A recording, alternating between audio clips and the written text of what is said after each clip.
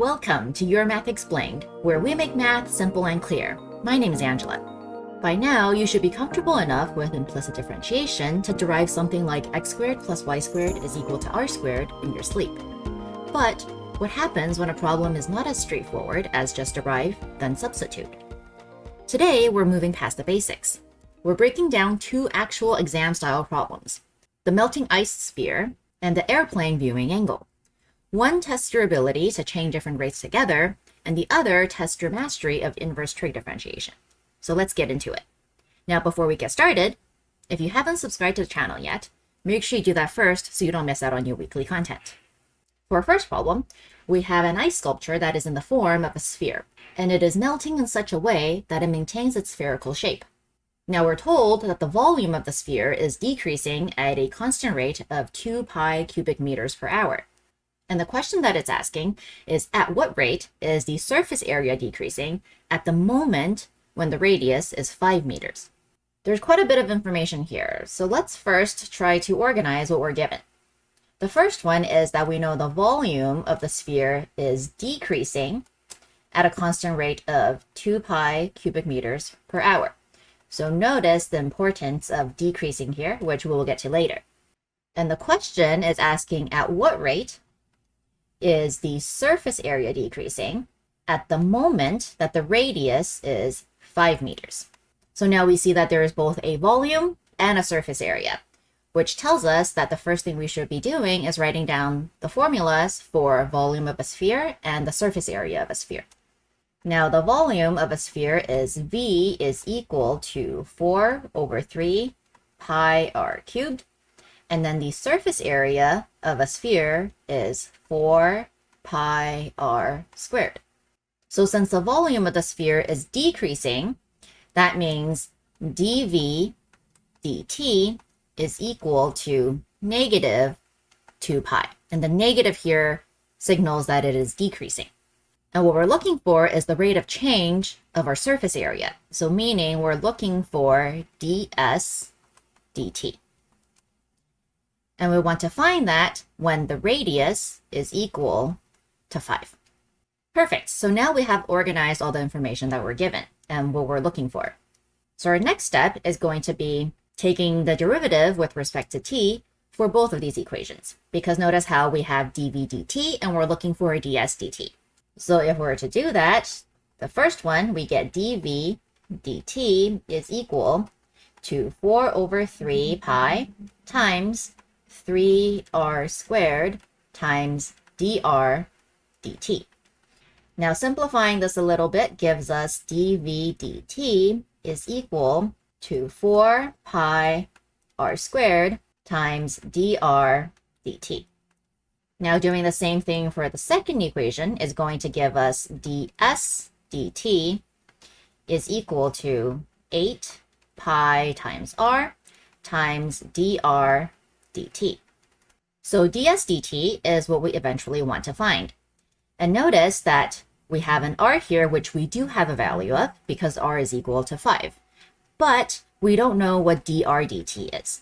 So we're going to use our first equation to help us find that. Now we know dv dt is equal to negative 2 pi, which means we can substitute that value into our first equation, which gives us negative 2 pi is equal to 4 pi r squared times dr dt. And now we can go ahead and isolate dr dt, which means we get dr dt is equal to negative 1 over 2r squared. And now we can take this and substitute it into our second equation, which is going to give us ds dt is equal to 8 times pi times r times negative 1 over 2r squared.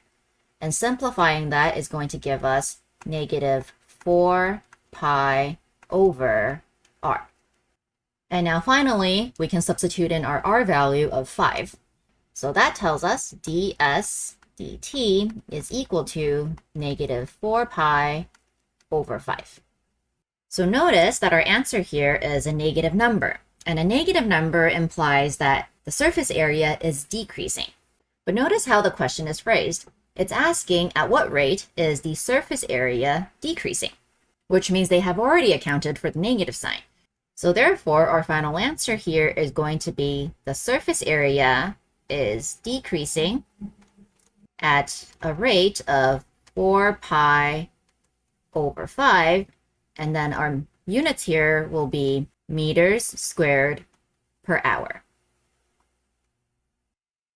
Our second problem is a problem that appeared in the 2025 IBHL paper. So take a moment to read this first, and when you're done, let's go ahead and continue. The first thing we're going to do is we're going to draw a diagram to depict this situation here.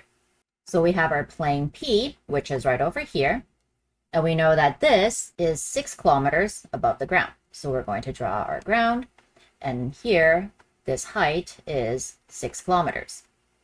Next, we have our runway, which is AB. So we're going to call this A, and this is B. And we're told that it is 2 kilometers in length. Now, G is the point that is on the ground directly below the airplane. And the distance from G to A is X kilometers. The pilot's viewing angle of the runway, which is angle APB, we're going to label that as theta. So that'll be this angle right over here. Now the first part of the problem is for us to show theta is equal to this expression here. To do that, we must first recognize that our triangle PGA and PGB are right angle triangles, because here we have a right angle. So if we were to label this angle in here alpha, then that means tangent of our angle alpha is going to be equal to opposite over adjacent, which is going to be x over 6. And then tangent of alpha plus theta, which is going to be this entire angle. So that's tangent of our alpha plus theta. That is going to be equal to opposite over adjacent. So the opposite is now x plus 2, and then the adjacent is still 6. Next, we're going to take each of these two equations and apply arctan to both sides of the equation. So our first equation, we're going to get alpha is equal to arctan of x over 6. And then for our second equation, we get alpha plus theta is equal to arctan of x plus 2 over 6. And now we can substitute this expression for alpha into our second equation. And then isolating theta is going to give us theta is equal to arctan of x plus 2 over 6 minus arctan of x over 6. And that is exactly what we're trying to show. So this is our part A. Now for part B, we're told that when the viewing angle is 0.178 radians, meaning when theta is equal to 0.178, the rate at which the viewing angle is changing is 12.5 radians per hour. So that is our d theta dt, and this is equal to 12.5. And the question is asking for the speed of the airplane. So notice that the airplane is approaching the runway at this constant height of 6 kilometers, so which means it's going in this direction. So the speed of the airplane is really just how quickly this distance is changing. Because as the plane gets closer and closer to the runway, we can see that this x here is going to decrease. So finding the speed of the airplane is really just finding the rate of change of x. The only difference is that notice how x here is going to be decreasing, whereas the speed of the plane is going to be positive. So this means the speed of the airplane is going to be equal to negative dx dt. And this is what we're looking for. All right, so now that we know what we're looking for, let's figure out how do we actually get there. We're going to start with the equation that we found in part A. And then we're going to differentiate both sides of that equation with respect to t. So a quick refresher, the derivative of arctan of x is equal to 1 over 1 plus x squared. So this means we're going to get d theta dt is equal to 1 over 1 plus x plus 2 over 6 squared. And then now chain rule says we need to multiply this by 1 over 6 dx dt. And then we subtract 1 over 1 plus x over 6 squared. And then again, chain rule says we need to multiply this by 1 over 6 dx dt. Okay, so now we know that d theta dt is equal to 12.5. And dx dt is the final answer that we're looking for. However, notice our equation still has x in it, and we don't know what x is. In fact, we're given that theta is equal to 0.178, and there's no theta in here. So how do we use that information? So now because this is in paper 2 of the IB exam, you're allowed to use a calculator, and that's exactly what we're going to do. We're going to put this equation into a graphing calculator so that we can find what x is when theta is equal to 0.178.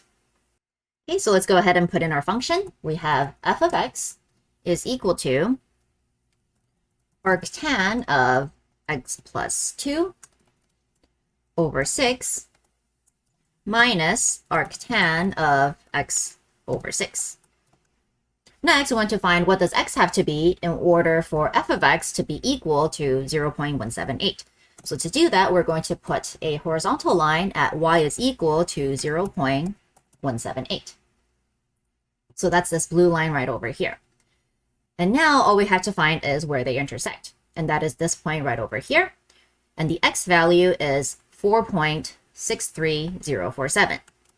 So that tells us when x is equal to that number, our theta is equal to 0.178. And we can double check that because if we do f of that number, this is what we get.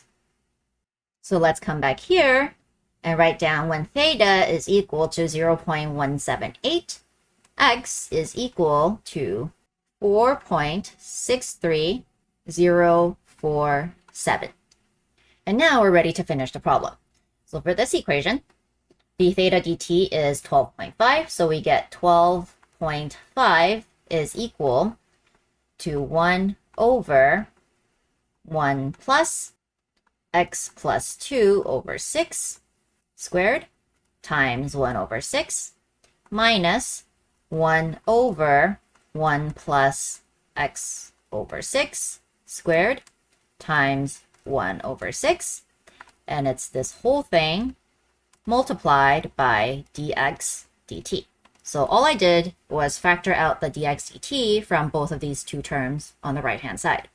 And then isolating dx dt gives us dx dt is equal to 12.5 divided by 1 over 6 times 1 over 1 plus x plus 2 over 6 squared minus 1 over 1 plus x over 6 squared. And now you just need to put this into your calculator where x is equal to this value right over here. And once you do that, you're going to get dx dt is equal to negative 425. So since the speed of the airplane is negative dx dt, that tells us our final answer here is going to be 425, and our units would be kilometers per hour. Now, just a quick note on the side. We used a graphing calculator to help us find the x value for when theta is equal to 0.178.